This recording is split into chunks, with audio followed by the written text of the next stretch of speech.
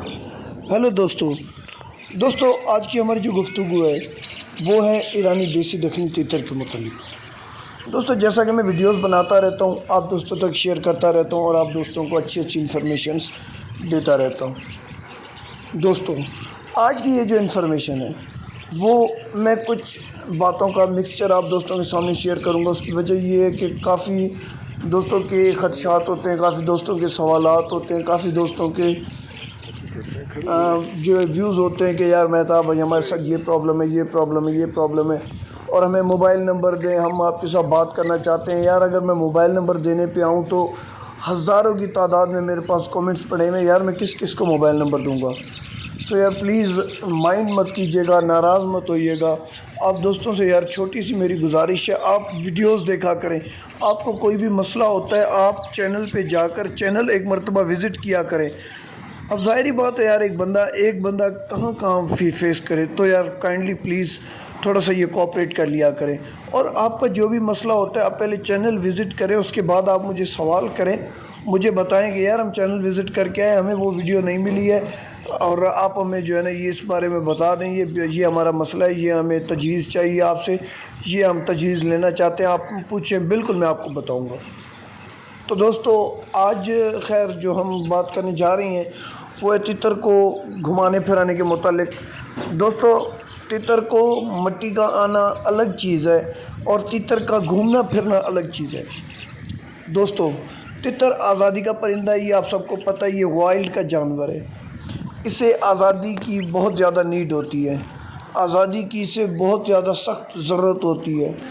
तो आप और हम अगर इन्हें आज़ादी घर पे मिसाल के तौर पे देते हैं तो अगर हम काफ़ी दोस्तों के पास ये मट्टी का प्रॉब्लम भी आता है, शहर में रहने वाले, क्योंकि यार मैं ख़ुद शहर में रहने वाला हूँ तो मैं समझ सकता हूँ कि यार क्या मसले मसाइल होते हैं। अगर आप देखें गांव देहात में रहते हैं वो तो वेल एंड गुड है, लेकिन अगर आप शहर में रहते हैं, आप पक्की ज़मीन है, आप कह रहे हैं यार मैं आज़ाद करके क्या करूँगा, तो ये आपकी भूल है। आपने अपने परिंदे को आज़ाद रखना है, ज़्यादा से ज़्यादा जितना हो सके आप अपने परिंदे को आज़ादी दें, उतना परिंदा आपका निखरेगा। ये नहीं है कि 1 घंटा सुबह 1 घंटा शाम, मेहताब भाई ने कहा हुआ है तो हमने भी 1 घंटा सुबह और 1 घंटा शाम ही अपने परिंदे को आज़ाद करना है। नहीं, आप जितनी आज़ादी अपने परिंदे को देंगे उतना आपके परिंदे में निखार पैदा होगी, उतनी आपके परिंदे में एक्टिविटी पैदा होगी, उतनी आपका परिंदा एक्टिव होगा, उतनी ही आपका परिंदा जो है तंदुरुस्त और तवाना रहेगा।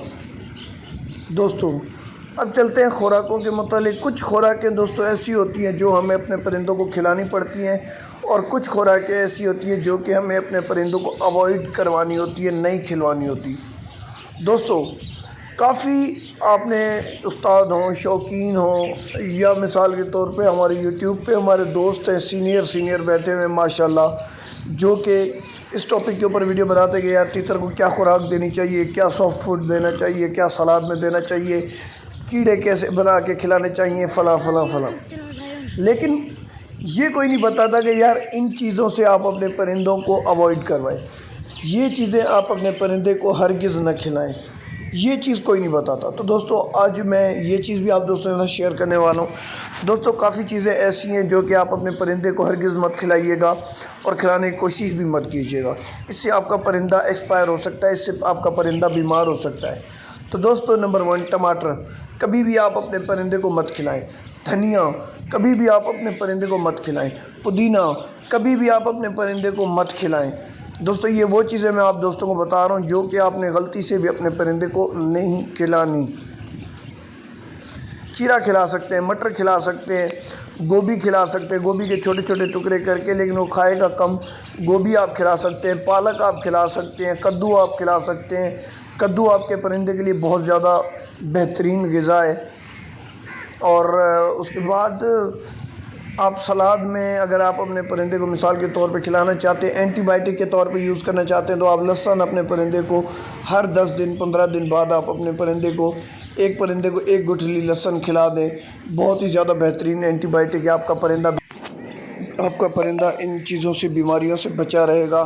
لہسن کھانے کی وجہ سے آپ کا پرندہ نزلہ زکام بخار کا شکار کبھی بھی نہیں ہوگا، کیونکہ یہ اللہ پاک کی طرف سے اس کو جو ہے ایک بہترین اینٹی بائیوٹک بنایا ہوا ہے۔ اور اگر چلتے ہیں نہ کھلانے والی چیزوں میں، تو آپ نے روٹی کبھی بھی اپنے پرندے کو نہیں کھلانی ہے۔ آٹا آپ نے اپنے پرندے کو بالکل کم رکھنا ہے، آٹا بھی آپ کوشش کریں نہ کھلایا کریں۔ اگر آپ آٹا کھلاتے بھی ہیں تو میں نے پیچھے ایک ویڈیو بنائی ہوئی ہے خوراک کے حساب سے، اگر آپ اسے استعمال کرواتے ہیں تو وہ ایک الگ بات ہے عارضی طور پہ، لیکن آپ نے مسلسل اپنے پرندے کو آٹا کبھی بھی نہیں کھلانا ہے، کیونکہ آٹے سے آپ کے پرندے کے اندر چربی پیدا ہوتی ہے، اور وہ چربی آپ کے پرندے کے لیے بہت ہی زیادہ نقصان دہ ہوتی ہے۔ تو دوستو، اگر نہ کھلانے والی چیزوں میں اور میں آئے، مرچ کبھی بھی آپ نے اپنے پرندے کو نہیں کھلانی ہے، اور اللہ آپ کو نیکی دے۔ کافی دوست ایک اور غلطی یہ بھی کر رہے ہوتے ہیں کہ چھلکے والی مونگ کی دال سوکھی دے رہے ہوتے ہیں، تو چھلکے والی مونگ کی دال آپ کا پرندہ سوکھی کبھی بھی نہیں کھائے گا۔ چھلکے والی مونگ کی دال آپ نے کوشش کرنا ہے اسے رات کے ٹائم پہ بھگو دیں، تقریباً 8 گھنٹے تک آپ کی چھلکے والی مونگ کی دال بھگو کے رکھیں، اس کے بعد آپ اپنے پرندے کو دیں، انشاءاللہ تعالیٰ عز و جل آپ کا پرندہ شوق سے کھائے گا۔ گندم، ویٹ کراپ جو ہوتی ہے، گندم آپ نے جو ہے رات کے ٹائم پہ بھگو کے رکھنی ہے سافٹ فوڈ میں، وہ آپ اپنے پرندے کو کھلا سکتے ہیں، لیکن اس کو بھی آپ نے بھگو کے رکھنا ہوگا۔ آپ سوکھی گندم نہیں کھلا سکتے ہوئے، اور کھائے گا بھی نہیں آپ کا پرندہ، اگر کھائے گا بھی تو وہ آپ کے پرندے کے لیے نقصان دہ ثابت ہوگی۔